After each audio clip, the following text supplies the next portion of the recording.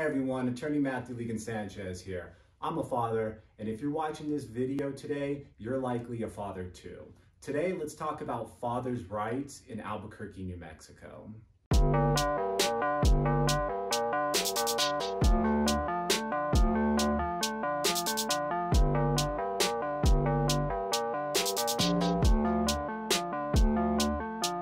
Probably thinking to yourself, what rights do I have as a father in Albuquerque, New Mexico?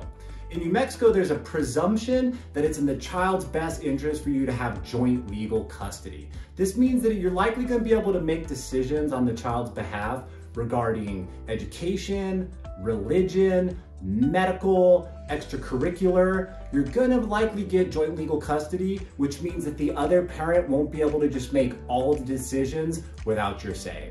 Now, regarding time sharing, the court also believes that it's in the child's best interest for fathers to have time sharing with the child.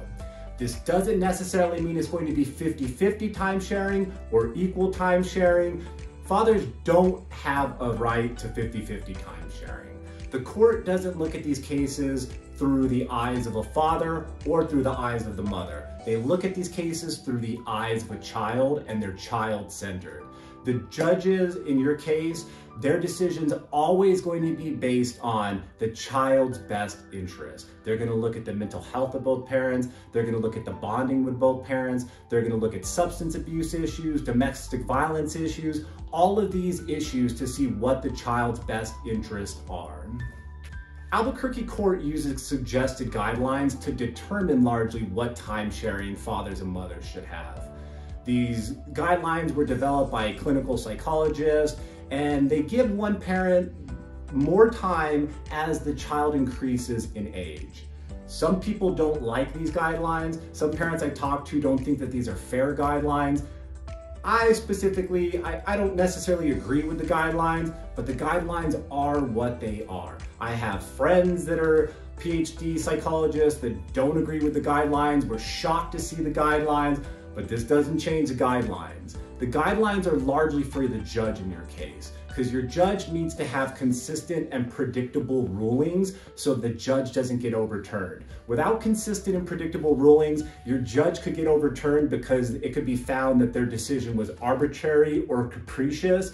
But if they rule based on consistent guidelines, it's highly unlikely that they're going to get overturned. The judges know they're not going to get overturned, and that's why they largely go off of these guidelines, so there's predictable and consistent results based on a child's age. And whether these guidelines are fair or right or wrong, it doesn't change that these guidelines are what these judges heavily rely on, and it's largely going to dictate the time sharing that you have based on the bonding and the best interest of the child. It's also important for fathers to know that the guidelines are if you go before a judge. You and mother can always reach an agreement on time sharing. You can put this into a stipulated order or a parenting plan, and the judge is going to sign off on that agreement. The problem is when you and mother can't agree on time sharing, you're putting the decision in the judge's hand, and the judge is going to go off these guidelines. So if you and mother can reach an amicable agreement, all the better. Put that into a parenting plan, the judge will sign off. Now, if you can't reach an agreement, that's when you're going to go to court. That's when they're going to go on the guidelines. The best thing you can do from second number one is to get as much time sharing with your child as possible from day one. And if mother is stopping you from seeing the child, get something filed with the court, because the longer you go without getting something with the court, the longer it's going to take for you to get meaningful time sharing. So either establish as much time sharing as you can from day number one, or get something filed if you don't agree, because at least you can get the ball rolling in your favor. As a father, you're likely going to have a number of different questions about your custody case.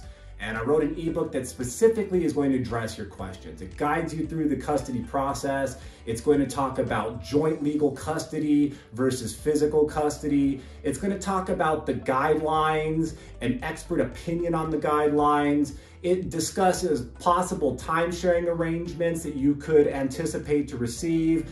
It talks about child support, parenting plans, about being bullied by an ex, about bad decisions that you are making right now that affect your custody case. It talks about all of this, and it's free of charge. So if you still have questions, take a look at that ebook, read the ebook. The ebook's going to probably answer the question you have, but if the ebook doesn't answer the question you have, then give me a call. Call attorney Matthew Legan Sanchez. I can talk to you about your specific case. We can look at the variables with your case. We can look at everything that's going on with your case, and we can get to the bottom of your case.